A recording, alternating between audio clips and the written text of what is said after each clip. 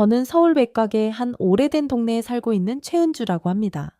제 나이는 이제 40을 넘었고 삶의 무게가 어깨를 짓누르는 나날을 보내고 있죠.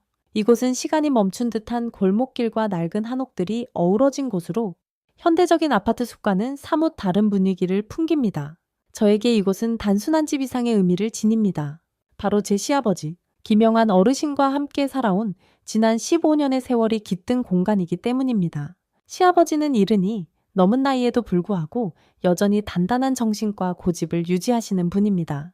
키는 조금 작으시지만 늘 꼿꼿하게 세운 허리와 날카로운 눈빛은 그분이 젊은 시절 얼마나 강인한 사람이었는지를 짐작하게 합니다. 그분은 전쟁을 겪은 세대라서인지 삶에 대한 지적이 남다르세요. 특히 가족이라는 이름 아래 모든 것을 지키고자 하시는 마음이 강합니다. 저는 그런 시아버지의 성격을 잘 알기에 그분의 말 한마디 한마디에 늘 신경을 곤두서곤했습니다. 제 남편, 김민수는 시아버지와는 전혀 다른 사람이었어요. 민수는 부드럽고 느긋한 성격의 소유자였지만 동시에 책임감이라고는 눈꼽만큼도 찾아볼 수 없는 사람이었습니다. 결혼 초반에는 그의 그 느슨한 태도가 오히려 편안하게 느껴졌던 때도 있었습니다. 하지만 시간이 지나면서 그 태도가 저를 점점 지치게 만들었어요. 민수는 일을 하다 말다 하기를 반복했고 집안일에는 전혀 관심이 없었으며 심지어 제가 힘들 때마다 뭐 어때? 그냥 살면 되지라는 말로 모든 대화를 끝내버리곤 했습니다. 그런 남편과 함께하는 삶은 점점 견딜 수 없는 무언가가 되어갔습니다. 저는 몇 년 전부터 이혼을 진지하게 고민하기 시작했습니다. 처음에는 막연한 생각이었지만 시간이 갈수록 그 생각은 점점 더 구체적인 계획으로 변해갔어요.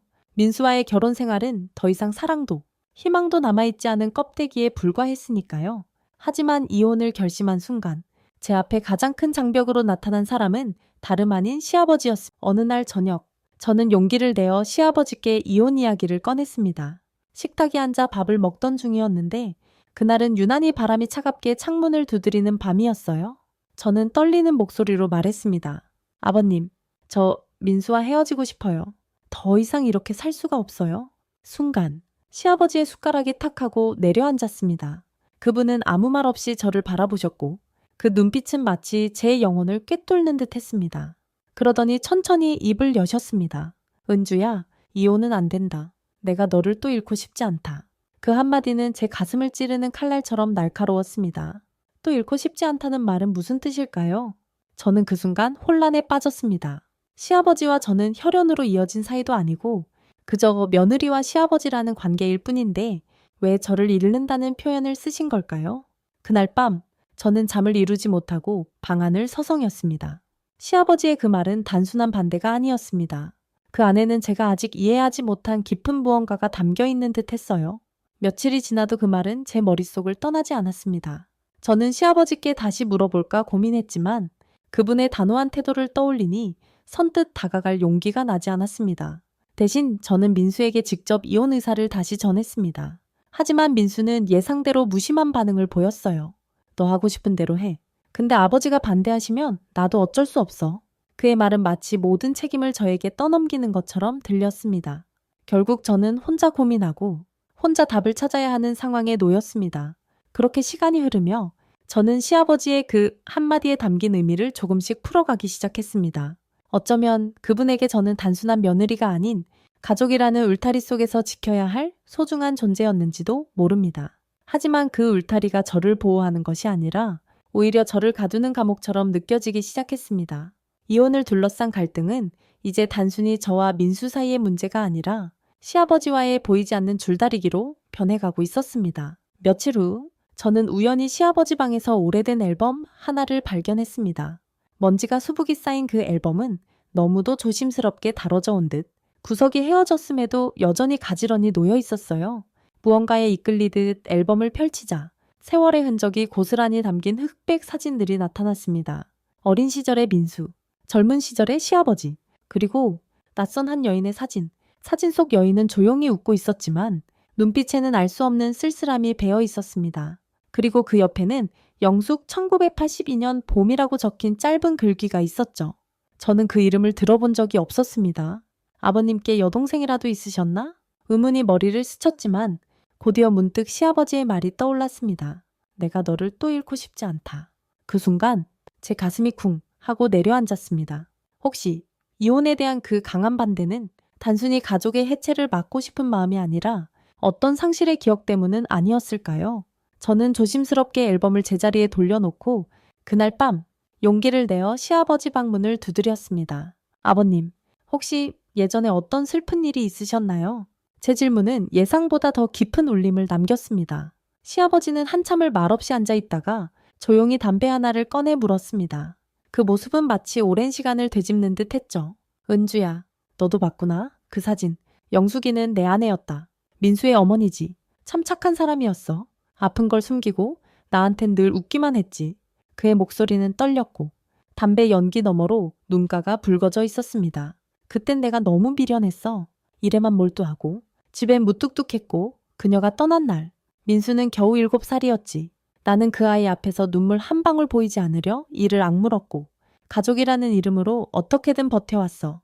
그는 잠시 말을 멈췄다가 다시 조용히 입을 열었습니다. 그런데 네가 들어왔을 때 은주야, 나는 너를 가족이라고 느꼈다. 그냥 며느리가 아니라 내 딸처럼 말이야.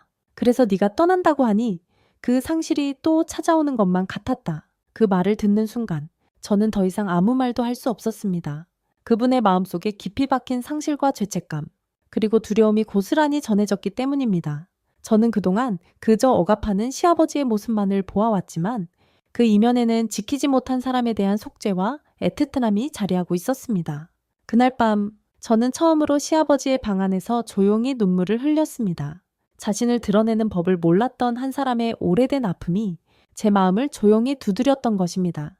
그날 이후 저는 매일 시아버지의 말과 눈빛, 그리고 그 속에 담긴 진심을 곱씹으며 살았습니다. 아버지의 고집은 결국 그 누구보다도 깊은 상처와 상실을 감추기 위한 방패였다는 걸 알게 되었죠. 그 사실을 받아들이고 나니 제 마음속의 분노와 원망도 조금씩 녹아내리기 시작했습니다. 하지만 그렇다고 해서 제가 겪은 외로움과 고통까지 사라지는 것은 아니었습니다. 민수와의 관계는 여전히 달라지지 않았고 그에게서 느낄 수 있는 것은 무관심뿐이었습니다. 저는 다시 고민에 빠졌습니다. 이제는 어떤 선택을 해야 할까? 아버지의 아픔을 이해했지만 내 삶도 더는 이대로는 안 되는데 며칠 후 조용한 오후 저는 시아버지께 다시 한번 솔직하게 말씀드렸습니다. 아버님, 제가 아버님의 마음을 몰라서 상처드렸다면 정말 죄송해요. 하지만 이제는 저 자신도 돌보고 싶어요. 누구의 아내, 누구의 며느리가 아닌 저 최은주로서의 삶을 살고 싶어요. 시아버지는 한참을 침묵하신 끝에 고개를 끄덕이며 말씀하셨습니다. 그래, 너도 사람이니까 내 인생을 살아야지. 내가 너무 오래 붙잡고 있었구나. 미안하다. 은주야. 그 순간 저는 눈물이 왈칵 쏟아졌습니다. 그 눈물은 억압에서 벗어난 해방의 눈물이기도 했고 서로를 이해하게 된 따뜻한 눈물이기도 했습니다. 며칠 뒤 저는 집을 나왔습니다. 작고 조용한 고시원 방이었지만 그곳에서 저는 오랜만에 혼자만의 숨을 쉴 수 있었습니다. 아침 햇살이 창문 틈으로 들어오고 전기 주전자에서 물이 끓는 소리가 작게 울려 퍼졌습니다. 아주 사소한 것들이 저에게는 새롭게 느껴졌습니다. 저는 비로소 이 샴푸야 살아있다 모르는 감각을 되찾고 있었던 겁니다. 그리고 어느 날 시아버지께 작은 엽서를 아버님, 그동안 감사했습니다. 아버님의 진심 덕분에 저는 제 삶을 다시 시작할 수 있었어요. 민수는 아직 멀었지만 아버님은 늘 제게 진짜 가족이셨어요. 건강 잘 챙기시고 언제든 연락주세요. 며칠 후 아버지께서 보내신 답장은 단 한 줄이었습니다. 은주야, 너는 내 딸이다. 언제든 돌아와도 좋단다. 그 짧은 문장은 마치 오랜 세월 속에서도 변하지 않는 온기처럼 가슴 깊숙이 스며들었습니다. 지금도 저는 가끔 아버지와 전화를 합니다. 삶은 여전히 쉽지 않지만 이제 저는 더는 외롭지 않습니다. 누군가의 며느리로 시작된 관계가 진심을 통해 결국 가족이 되었듯 저도 제 삶을 그렇게 다시 써내려가고